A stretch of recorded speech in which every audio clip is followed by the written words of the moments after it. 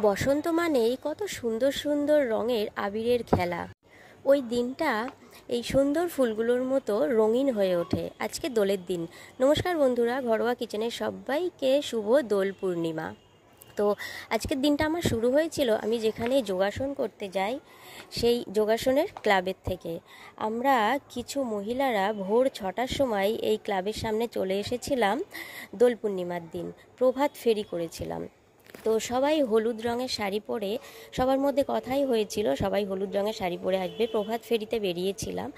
আর কিছু দূর গিয়ে এখানে সবাই একটু চাটা খাওয়া দাওয়া করে একটা পার্কের ভেতরে গিয়ে আমরা সবাই মিলে আবির খেলেছিলাম। সবাইকে বিভিন্ন রঙের আবির মেখে কত সুন্দর দেখাচ্ছিল। আমার লাইফে এটা প্রথম প্রভাত ফেরি, খুব মজা হয়েছিল। আগুন হাওয়ায় হাওয়ায় করেছি যে দান তোমার। সকাল থেকে খুব মজা টজা করে বড়দের আবির দিয়ে ঠাকুর ঘরে এসে বসে পড়েছি ফল টল গোছাতে, কেননা আজকে মহাপ্রভুর জন্মতিথি। এখানে ফুলের ডালাও সাজিয়ে নিয়েছি, ফুলগুলোকে কুচিয়ে নিয়েছি, গাঁদা ফুলগুলোকে। আর এখানে ফল, মহাপ্রভুর পোশাক সাজিয়ে নিয়ে আমি আর আমার মা চলেছি একজন ভক্তদার বাড়িতে। তার বাড়িতে মহাপ্রভুর জন্মতিথি উপলক্ষে একটা অনুষ্ঠান হবে, নাম কীর্তন হবে। তার আগেই সমস্ত ভক্তরা মিলে বেরিয়ে পড়েছিল নগর কীর্তনে। এখানে রাস্তায় বেরিয়ে সবাই মহাপ্রভুর কীর্তনে মগ্ন হয়ে উঠেছিল। সবাই মহাপ্রভুকে আবির মাখাচ্ছিল সমস্ত ভক্তরা। তো খুব মজা করেছিলাম, এখানে সবাই মেতে উঠেছে কীর্তনে। তারপর সারাটা বিকেল পর সন্ধ্যার সময় সেই ভক্তদার বাড়িতে আমরা চলে আসি।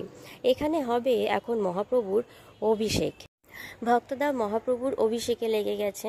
এখানে দুধ, দই, মধু আরও অনেক কিছু দিয়ে খুব সুন্দরভাবে অভিষেকটা করেছিল। তারপর বিভিন্ন রকম ফলের রস করে রেখেছিল, সেই রস দিয়ে অভিষেক করা হলো। তারপর ফুল দিয়ে এইভাবে সাজিয়ে দিল মহাপ্রভুকে। আর আমরা যে মহাপ্রভুর যে পোশাকটা নিয়ে গেছিলাম সেই পোশাকটাই কিন্তু পরিয়ে দিয়েছে। আর আমি যে ফুলের ডালাটা সাজিয়েছিলাম সেই ডালা থেকে ফুলগুলো আলাদা করে নিয়েছে, মহাপ্রভুকে পুজো দেবে বলে মালাটাও আলাদা করে নিয়েছে, মহাপ্রভুকে পরিয়ে দিয়েছে মালাটা।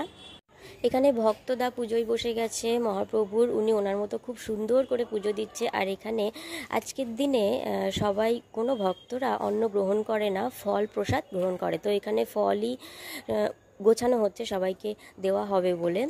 আর এখানে পাঠ কীর্তন হচ্ছে, পাঠও হচ্ছে, কীর্তনও হচ্ছে, সবাই সেই কীর্তনে মেতে উঠেছে। আমি কিন্তু ছোটোবেলা থেকে দোল পূর্ণিমার দিন এত সুন্দরভাবে এনজয় করিনি আজকের দিনে যা আনন্দ করলাম। তো এখানে দেখুন সবাই নাচে কেমন মেতে উঠেছে, সব ভক্তরাই মোটামুটি নাচ করছিল। এনাকে দেখুন, ইনি খুব বড় একজন ভক্ত। তো লাস্টের দিকে গিয়ে বৃষ্টি শুরু হয়ে গেছিলো, সেই জন্য সবাইকে প্রসাদ বিতরণ করাটা আমি ভিডিও করতে পারিনি। ওইখানটা অনেক ভিড় জমে গেছিলো। আর পরের দিন ভোগ প্রসাদ দেওয়া হয়েছিল, সেটার ভিডিও করা হয়নি। আর এই দিদা দেখুন খাটের ওপরে কিভাবে নাচানাচি করছে, এত মেতে উঠেছে।